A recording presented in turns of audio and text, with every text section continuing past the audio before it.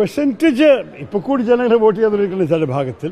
പക്ഷേ നല്ലൊരു turn out ഞങ്ങൾക്ക് ഗുണം ചെയ്തിട്ട് മനസ്സിലാക്കി. പ്രത്യേകിച്ച് തീരദേശത്തിലും ഗ്രാമദേശത്തിലും നല്ല എണ്ണം ആൾക്കാർ വോട്ട് ചെയ്തിട്ടുണ്ട്. അവർ ഭൂരിപക്ഷം നമ്മൾക്കാണ് വോട്ട് ചെയ്തിരിക്കണം ഒരു സംശയവുമില്ല. ഞങ്ങളെല്ലാവരും ഇന്നൊരു ചർച്ച ചെയ്യുമ്പോൾ എല്ലാ ഭാഗത്തും കിട്ടുന്ന റിപ്പോർട്ട് കാണുമ്പോൾ ഒരു വമ്പിച്ച ഭൂരിപക്ഷത്തോടെ വിജയം വരും ഈ തവണയും നമ്മൾ മനസ്സിലാക്കിയിരിക്കണം. അതെ, അത് നന്നായിരുന്നില്ല. എന്തുകൊണ്ടാണ് ഈ വീഴ്ച ഉണ്ടാകുന്നത് ഞാൻ ചീഫ് ഇലക്ഷൻ കമ്മീഷണറെ വിളിച്ച് ചോദിച്ചു. അദ്ദേഹം പറഞ്ഞു ഞാൻ തന്നെ 1 മണിക്കൂർ കാത്തിരിക്കേണ്ടി വന്നു ലൈനിൽ. എൻ്റെ കേസ് 40 മിനിറ്റ് ആയിരുന്നു, അദ്ദേഹം 1 മണിക്കൂർ പറഞ്ഞു. പക്ഷെ ഞങ്ങൾക്ക് ചില വോട്ടർമാരെ ഇന്ന് വഴിയിൽ കാണുമ്പോൾ 3-4 മണിക്കൂർ നിൽക്കേണ്ടി വന്ന അനുഭവങ്ങളുണ്ടായിട്ട് ചില ഭാഗത്ത്. അത് ശരിക്ക് നടക്കരുത്. അത് എന്താ സംഭവം, എന്തുകൊണ്ടാണ് ഇത് സംഭവിച്ചതെന്ന് അന്വേഷിക്കണം.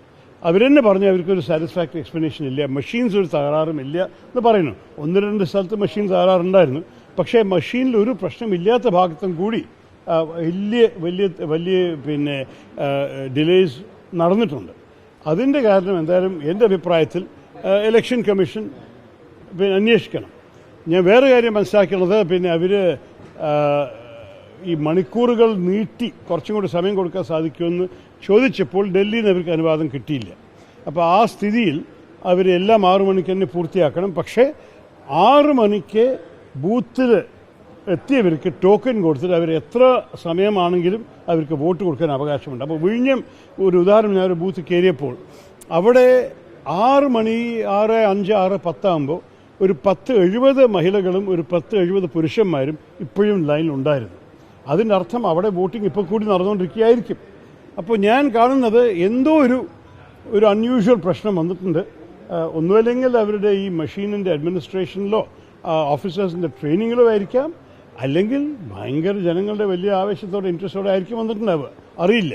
പക്ഷെ എന്തായാലും അതൊരു പ്രശ്നമായിട്ട് ഞങ്ങൾ അതിനെ ഇലക്ഷൻ കമ്മീഷൻ്റെ സ്റ്റേറ്റ് ഇലക്ഷൻ കമ്മീഷൻ നമ്മൾ ഈ ശ്രദ്ധയിൽ കൊണ്ടുവന്നിട്ടുണ്ട്. ഞങ്ങൾക്ക് നോക്ക് 75-ൽ ഞങ്ങൾ നോക്കുന്നത് ഞങ്ങൾക്ക് അനുകൂലമുള്ള ആൾക്കാർ എത്തിയോ വോട്ട് ചെയ്തോന്നാണ്. അവിടെ ഒരു നല്ല പ്രതീക്ഷയാണ് നമുക്ക്. കാരണം നമ്മൾ കണ്ട് കേട്ടതൊക്കെ നമ്മൾ ആൾക്കാർ എല്ലാവരും എത്തി, എല്ലാവർക്കും വോട്ട് ചെയ്യാൻ സാധിച്ചു. ഭയങ്കര ആവേശത്തോടെ ചില ഭാഗത്തൊക്കെ ഞാൻ എത്തുമ്പോഴേക്കും അഭിവാദ്യങ്ങൾ പറയാൻ തുടങ്ങി, നിലവിളിക്കാൻ തുടങ്ങിയായിരുന്നു ആൾക്കാർ തീരദേശത്ത്. അപ്പോൾ എനിക്ക് നല്ല കോൺഫിഡൻസോടെ നല്ല ആത്മവിശ്വാസത്തോടെ ഞാൻ നിൽക്കുന്നു. വേറെ ഒന്നുമില്ലെങ്കിൽ ഒരിക്കലും കൂടി ഞങ്ങളൊപ്പം ഈ ചൂടിലും വെയിലും 47 ദിവസം ഒരുമിച്ച് ഇറങ്ങിയ മാധ്യമക്കാർക്ക് എൻ്റെയും നന്ദി. നമ്മൾ ഇതൊരു ഒരുമിച്ചൊരു ജേണി ആയിരുന്നു. ഇനി 38 ദിവസം കാത്തിരിക്കണം അതിൻ്റെ റിസൾട്ട് അറിയാൻ. പക്ഷേ ഈ 38 ദിവസത്തിലൊരു ഭരണമാറ്റം ഡൽഹിയിൽ ഉണ്ടാകുന്ന ഒരു ഭയവുമില്ല. നമ്മളെല്ലാവരും ശക്തമായി നിൽക്കണം. ഈ രാജ്യത്തിന് പുതിയൊരു ഭാവിക്കാണ് ഞങ്ങളെല്ലാവരും ഇറങ്ങിയിരിക്കുന്നത്. അപ്പോൾ ഒരിക്കലും കൂടി നിങ്ങളുടെ സേവനത്തിന് നന്ദി. ഇനി നാളെ കാണാം.